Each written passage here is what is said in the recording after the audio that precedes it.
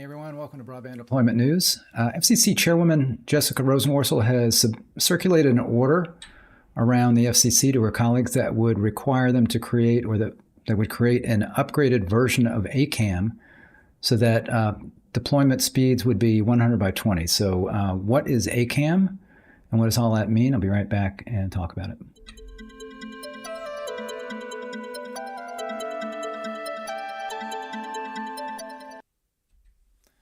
Thanks for joining me. Rick Husey here with Broadband Deployment News. So I saw this come out on Friday. Actually, I saw it today, but it came out on Friday.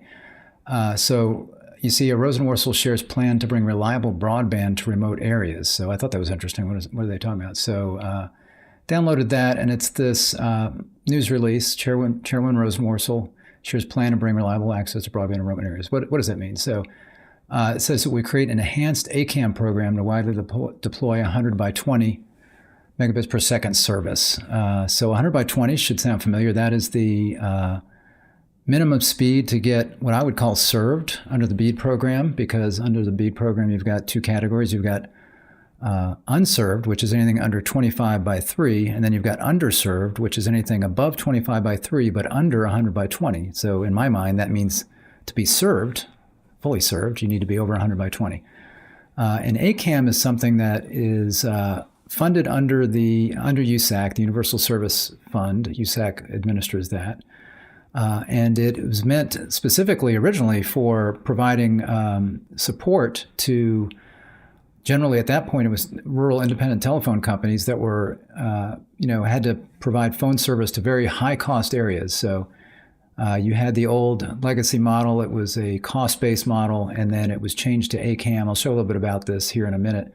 So it was generally phone companies. It was related to the USF, or Universal Service Fund, and it was really for phone service. This was prior to broadband being a thing, and then they've kind of changed up USF and where that money's going over the years. They still need to change where that money's coming from, because right now it comes from phone service, and it really needs to start having a component of coming from broadband, because that's really what we're paying for these days is broadband, rural broadband service, and not really rural phone service. So just to read through this real quick, and then I'll show a couple of other things. So again, this was on Friday. It says today, but that's Friday. FCC Commission Chairwoman Rosenworcel circulated an order to her colleagues that would create the enhanced Alternative Connect America Cost Model, or ACAM. This is like the third iteration of ACAM, as we'll see here. And this would require the deployment of 100 by 20 or faster service to all locations served by the program. ACAM carriers currently serve some of the most remote areas, or I should say remote areas of the nation.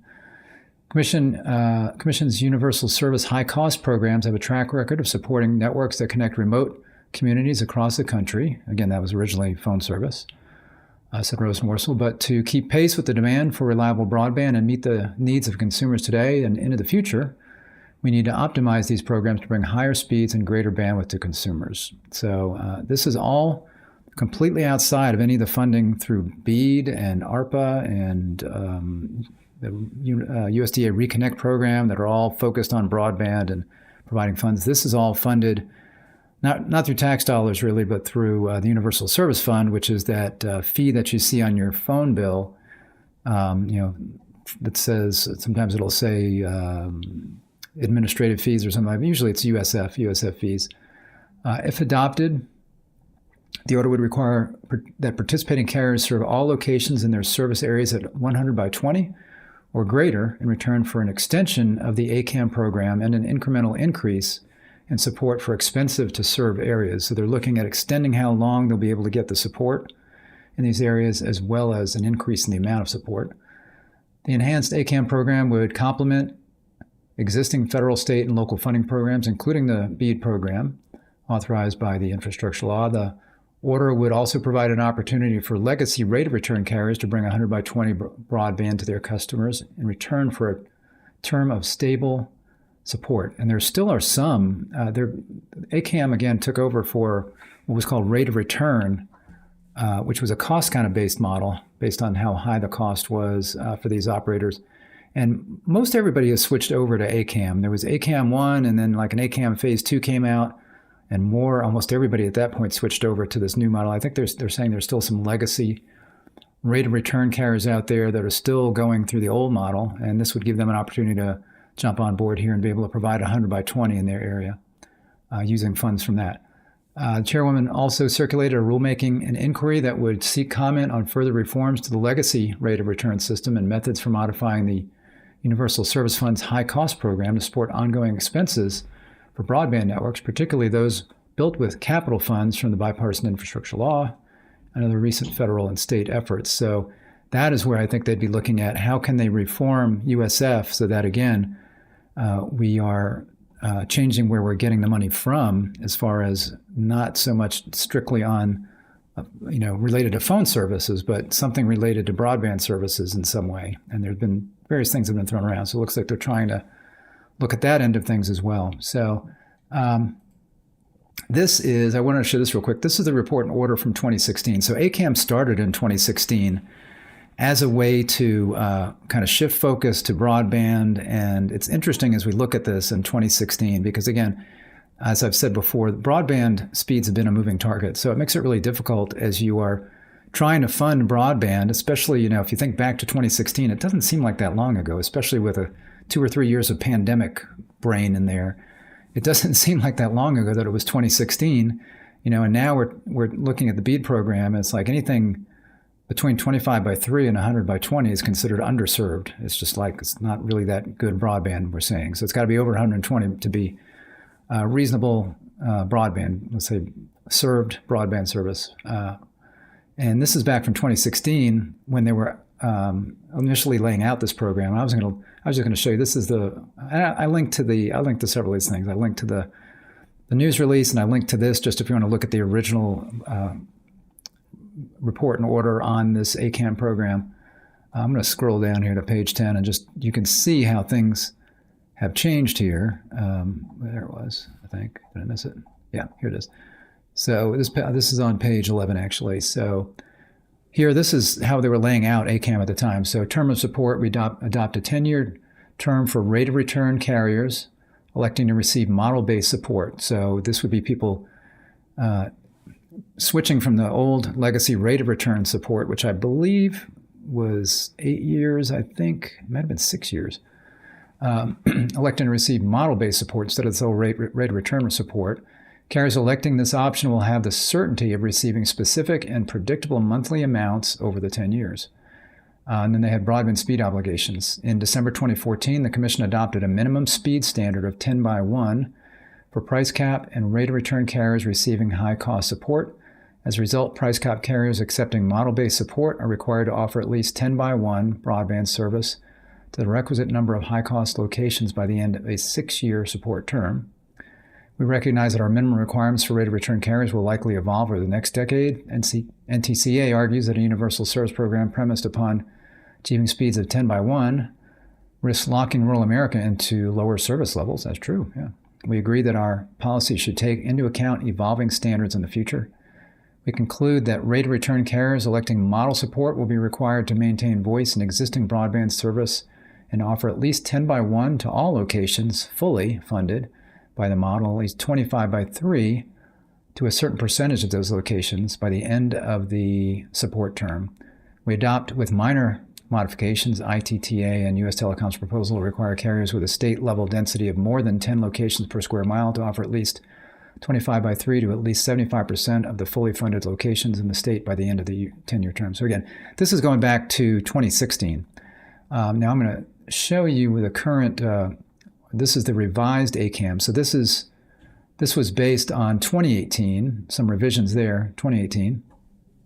So this is not the proposal that Chairwoman Rosenworcel is putting forward. This is what she's looking to amend or to create something to be better than this. So this, again, from 2018, carriers receiving revised ACAM support must still deploy broadband speeds of at least 10 by 1 as required by the original ACAM 1 offer. So this is ACAM 2, it's looked at that way. And expand deployment at speeds of 25 by 3. The program runs 10 years from 2019 to 2028. Participating carriers must meet annual 25 by 3 deployment milestones starting in year 4. That'd be 2022, last year. in addition to the 10.1 deployment milestones of ACAM beginning in 2020. So this shows you, again, the problem that we have is that we've got these programs in place that are funding broadband, and they're funding them at lower speeds than what we now want to fund with BEAD. So you can have these networks that are being funded this way, and a lot of this is ongoing funding, but that are being funded this way, and they don't meet the definition of broadband. So they're looking at kind of bringing some things into sync here. And a difference back then, and you got to be fair. A difference back then, fiber was very expensive to deploy, very expensive to buy, expensive to deploy, expensive to maintain. The cost, the cost to splice fiber, and just how you had to do it, and all of those kinds of things. All of that stuff was very expensive. So that was really, it was possible, but most people were putting in DSL and cable modem service, those kinds of things. And these were phone companies. So most of these phone companies were expanding their networks with DSL and trying to increase speeds using DSL. So that's really what's going on here. Fiber was just kind of out of the picture at this point. And now, as we look at 100 by 20 as being kind of the minimum for what I'm calling served, again, anything under that is underserved or unserved. Now that you are putting that figure out there, and plus we've got the cost of fiber to come down to a point now where that would be what you would deploy in a greenfield situation, certainly. A cable operator, for example, they're going to put in fiber. They're not going to try to put in HFC plant. And certainly nobody's going to put in DSL to try to get to those speeds. And then you've got other options like fixed wireless and 5G that can come close to, can do over 100 by 20 maybe. It's kind of on the cusp. But if you put fiber in, the reason I call it future-proof is because if you're shooting for 100 by 20 and you put fiber in, it's not hard to get 100 by 20. It's not hard to get 100 by 100. And it's not hard to get a gigabit service, with GPON. And then you've got XGS-PON, you got 10 gig service, and now they're looking at coherent optics that go even higher than that. You're looking at 100 gig service at some point. So once you get fiber in the ground, it's future-proof from that perspective, in that you're shooting for 100 by 20, and that's not hard. You've got to consider how much bandwidth you've got going back to the backbone, and how you're doing node splits in your network, and those kinds of things, how many people are you connecting to an OLT, to make sure that you can deliver good service to everybody. So you've got increased costs as you increase speeds, those kinds of things. But the actual technology, the glass itself, is going to be able to deliver higher and higher speeds. There's going to be a maximum at some point. But as they look at different ways to modulate the light going down, they can get to higher and higher speeds. And once you get the glass in the ground, it's just a matter of swapping out cards. Like today, you can have a GPON card, and you can get an XGS-PON card that can do 10 gig instead of 1 gig, and it can actually do both. So you can put an XGS-PON card in your OLT, and you can deliver GPON, and then later when you've got customers that are ready for XGS-PON, you can turn up XGS-PON, and you don't need to do anything really as far as that equipment goes. So that's the benefit of fiber. But we didn't have this back then. So back then they were looking at 4 by 1 and 10 by 1. I mean, these are the speeds that they were talking about back then. 4 by 1, that's not so good. 10 by 1 better. 25 by 3, that's great. Not today, right? 25 by 3, that's barely making it.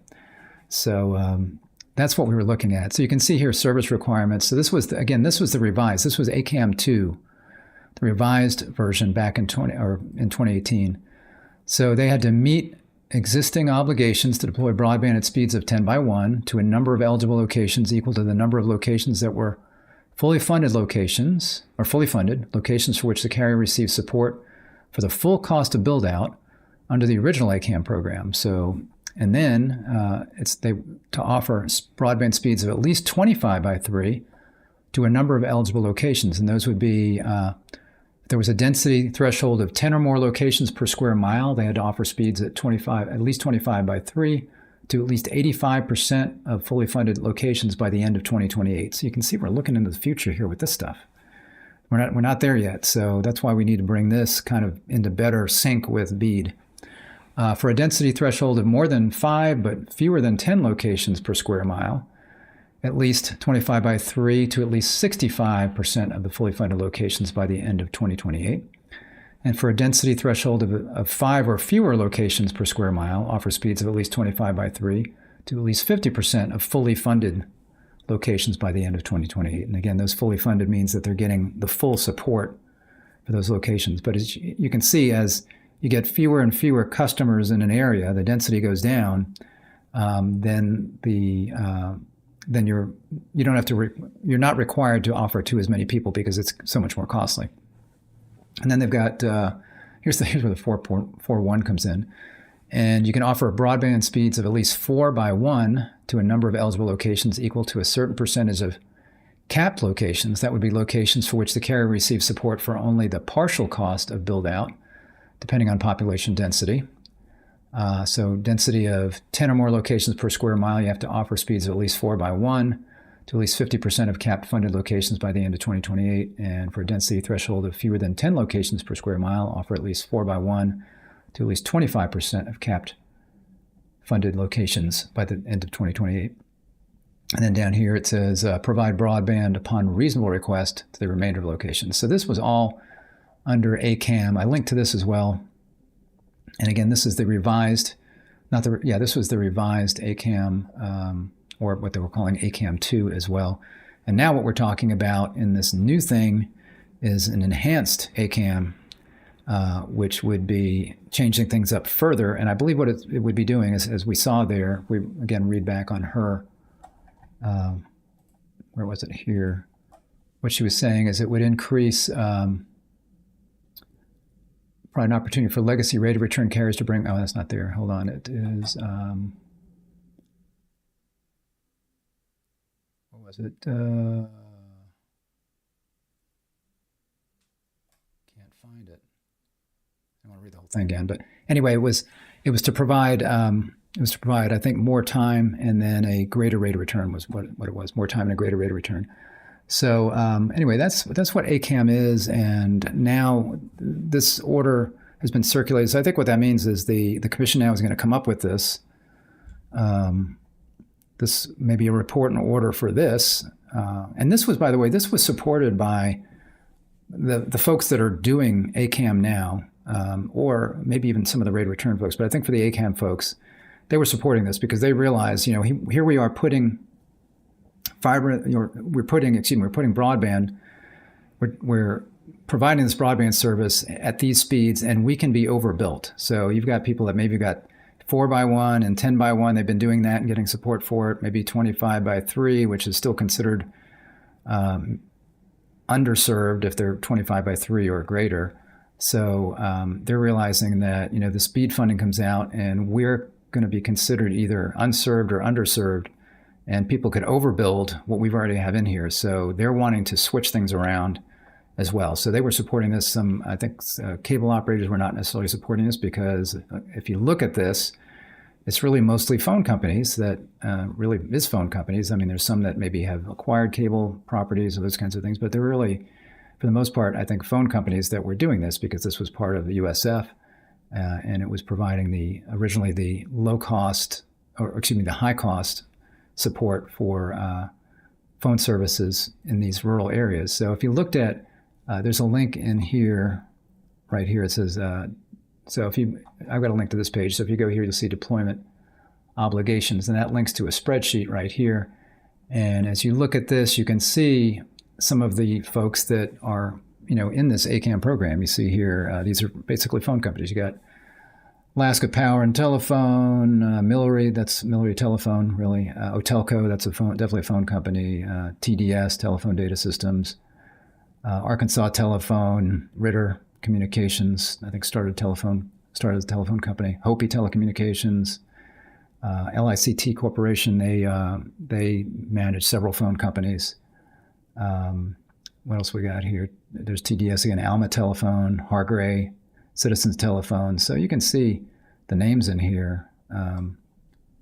These are all the companies now that are going to be impacted by this. And again, I think favorably for them is that they want to do this. They would prefer to be, because really they're capable of doing this now. Again, this was a real struggle in the past because fiber was so expensive. And now if they're going to do any kinds of deployments, they're going to be wanting to do that with fiber. They're certainly not going to be upgrading their DSL plant, and most of them are wanting to upgrade to fiber.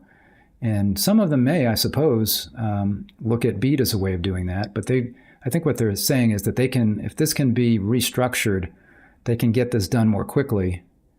Rather than having to go through BEAD and wait for all of those funds, they could do this more quickly. If this is revamped, then they can start using these funds to reach to these higher levels using fiber versus waiting for the BEAD program. So they have the risk of being overbuilt by some other operator that looks on the FCC map and sees, oh wow, there's only 10 by 1 service here. Well, that's an area that I can go ahead and serve. Well, if that's a phone company doing that, certainly that phone company would be applying for BEAD as well, or there could be some independent provider that would do that. But I would think the phone company would be the one that would get the funds from BEAD because they have the infrastructure there, and this will help them do that. Well, this is another way that could be done, would be to, if they're getting ACAM funds, they could do it this way. So that's how it seems to be looking for me. So anyway, that's what's going on there. I wasn't sure what it was until I actually read through it, and it is a little bit confusing. It's always been confusing to me. The whole high cost kinds of rate of return kinds of things. There were two kinds of ways you could do it, rate of return and then cost-based model, or maybe they're both the same, I don't know. It was always confusing. And it was all based on telephone stuff and funds that these operators could get to help fund the ongoing services that they have to provide. And that is an issue in these areas, because even though you can get funds to build broadband, let's say through BEAD, you get funds to deploy broadband, you still then have to operate the network. So I think these would still be in play in some cases where you've got the funds to build out the broadband, but then you've got to consider the fact that you've got lots of very rural areas where you've got farms, and you've got many, many miles and only a customer here and there. And you've got to roll trucks, you've got to keep maintenance, you've got to keep that stuff up to date, you've got to fix outages. If you got a fiber cut, it's not underground. If you got poles, then you got more of that. You got storm damage, those kinds of things. So all of that's got to be maintained. Very costly. So that was the whole point of getting these funds originally to provide telephone service to these areas, was the fact that it's so high cost to maintain these areas. So we've got funds to build, we've got funds to maintain, and I think that's probably where this is really going to help, is in some of these rural areas maintaining this network where it's much more difficult, let's say, than an area where you've got lots of customers kind of all together and your truck rolls are short to go hit several customers instead of having to go many, many miles to hit one customer. Thanks for joining me. Hopefully this made sense and was something that you wasn't aware of. If so, if you give me a like on the video, I'd appreciate it. If you're not subscribed, click the subscribe button and ring the bell to be notified when I'm live. Tomorrow, I'm going to be live at 2 o'clock. I don't usually Tuesdays are Tech Tuesdays, but tomorrow, and usually 3 o'clock. But tomorrow I'm going to be live at 2 o'clock, and my special guest is Lori Ringler from the state of Arkansas. She is in the broadband office there, a project manager in the broadband office. And Lori and I are going to be talking about how the state of Arkansas is doing as far as getting ready for BEAD, what they've been doing. They've been on a road trip, basically every county in the state. So she'll talk about that and some of the preparations that they're doing. If you're a service provider in Arkansas, you definitely would want to go ahead and listen in on that. And state broadband offices, I think, would be very interested in that, as well as any internet service provider, I think, to get an idea of what one of the states here is doing with BEAD in preparation for that, as we look forward to the $42.45 billion that will be allocated. And just here, not long from now, June 30th, we should be hearing how much each state is going to get from BEAD. So again, join me tomorrow at 2 o'clock live. And if you've got questions, if you go ahead and are watching live, you can ask questions or comment on the broadcast with Lori at that time. So hope to see you then. Thanks again, and I'll see you tomorrow at 2 o'clock, hopefully. Take care. Bye-bye.